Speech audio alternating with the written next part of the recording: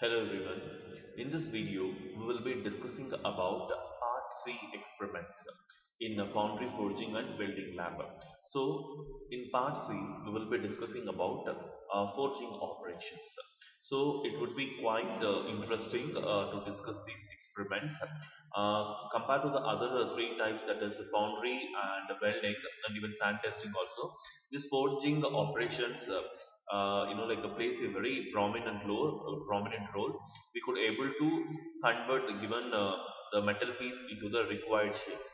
First, we will have a discussion on the forging, and we will see what all the operations can be carried out in the forging operations. So, a number of operations are used to change the shape of the raw materials to the finished forms. So, the typical forging operations are upsetting, drawing, and bending. So, these are the typical experiments, as I said, but apart from these three also we have a few more experiments that also can be used to convert the given raw material into the required format. And all these three operations like upsetting, drawing and bending are carried out by the metal in a heated conditions, and even which must be maintained by taking a fresh hat when the work shows the sign of getting cold. So it has a certain procedure to follow, and we have to keep the given workpiece in a heating source. Usually, a furnace will be considering for heating the source. Apart from that, even in advanced methods, even there are many sources of heating that also can be done. We will see discuss. We will see like what are the different ways of the heating sources, and how the given raw material is getting heated up, and how exactly we are converting the given raw material into the required format. We will first focus on the experiments which is given in our syllabus. Let us start with the upsetting. Upsetting, which is also called as the heading process, which is basically where we will be increasing the thickness of a given bar at the expense of its length, and it is brought about by end pressure. Exactly, we can able to understand where we will be increasing the thickness of the bar. It means after heating the given raw material, we will be applying the compressive force so that the thickness is getting increased. The pressure may be obtained by driving the end of the bar against the anvil, by supporting on the anvil and hitting with the hammer, by placing in swage block hole and hitting with the hammer, or by clamping in a vise and then hammering. So anything is fine. Even and nowadays we have a very hi-fi machineries are available to do this one, but still it is a very traditional methodology which was followed since 500,000 years, and it will be still followed in most of the places, and we could able to see all this process in small towns or villages. Nowadays also it is very much effective. The next process is nothing but drawing.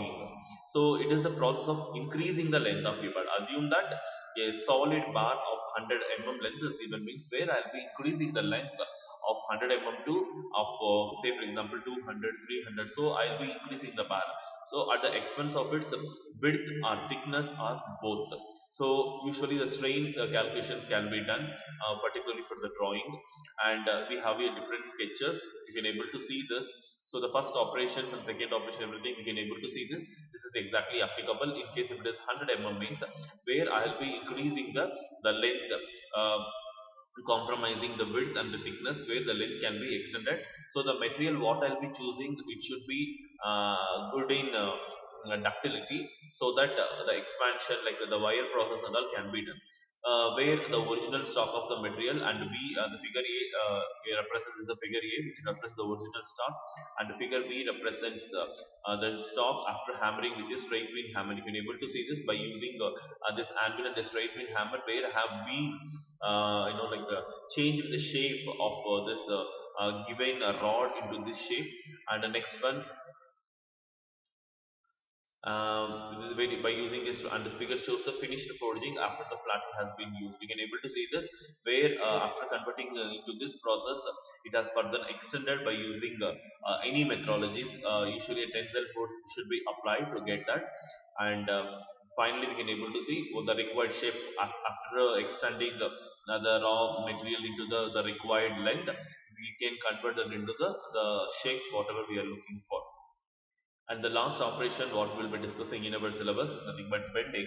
It is a very important operation in the forging, and it is very frequently used. This may be classified as angular or curvilinear. Bending may be done over the edge of the anvil face, over the anvil horn in special forms such as the swage block edges.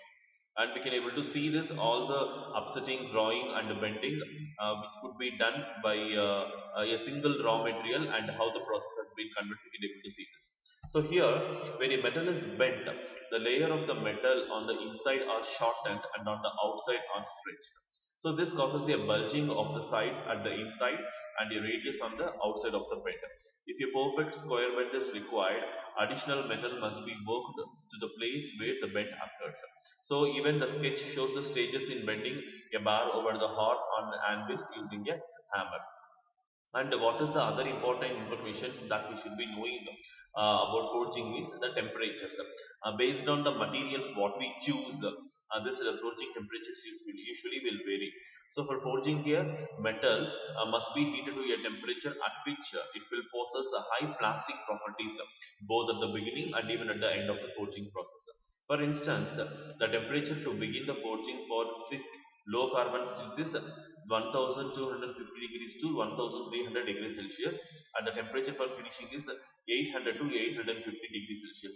This range is applicable only for the low carbon steel. The same, the process, if you want to make it for the high carbon steel means again the temperature range will vary according to the selection of materials. This temperature range will vary, and in forging operations are finished if it is finished at the lower temperature, then this leads to the cold hardening and cracks. This is a very important point to be noted. At any cost, it should be done with the allotted temperature range. With excessive heating, the forgings suffer oxidation and much metal will get wasted up. So all these points we need to remember in case the forging operation is not done at the given temperature range. We need to conduct the initial and the process, the forging process, we need to conduct only at the temperature range according to the kind of material what we are choosing, starting from low carbon steel to the high carbon steel.